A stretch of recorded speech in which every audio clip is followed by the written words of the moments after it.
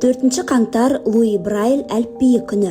Бұл күн зағиптарға арналған алтын нүктеге негізделген алфавиттің негізін қалаған француз тифлопедагогы Луи Брайльдің туған күніне орай бекітілген. Луи Брайль Франция елінде Кувре қаласында 1809 жылы 4 қаңтарда қолөнерші отбасында дүниеге келген. 3 жасында кішкентай Луи әкесінің шеберханасында ойнап жүріп, байқаусызда көзін жарақаттап алады.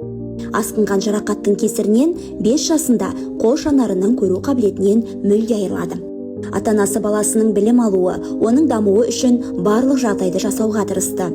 Әуелі Луи ауылдық мектепке барды.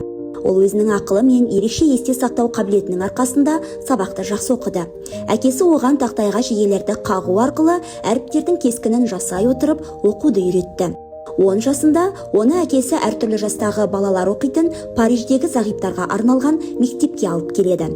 Бірақ бұл мектептегі зағиптарға арналған алфавит Луи Брайль үшін қиындық туғызды. Сөйтіп ол 12 жасынан бастап зағиптарға арналған әліпбиді әзірлеу үшін өз іс тәжірибесін бастайды. Күндіз сабаққа барып, кешкі уақытта өзінің жүйесін ойластырып, 15 жасында бұл жұмысын аяқтайды. Алайда комиссия мүшелері 6 нүктеге негізделген бедерлі түрдегі бұл алфавитті зағип балаларға сабақ беретін мұғалімдер үшін қолайсыз деп тапты. Алайда Луи Брайль мұнымен тоқтап қалмады. Ол енді бұл ерекше жүйені тыныс белгілермен, сандармен, ноталармен толықтырды.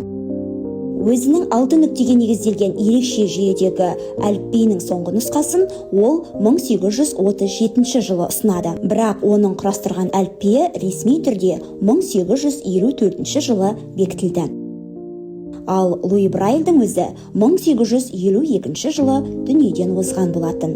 Ол өзі дүниеге келген Кувре қаласында жерленген. 2018 жылы Біріккен ұлттар ұйымының бас ассамблеясының ұйғарымымен Луи Брайльдің туған күні Брайль алфавиті күні болып бекітілді.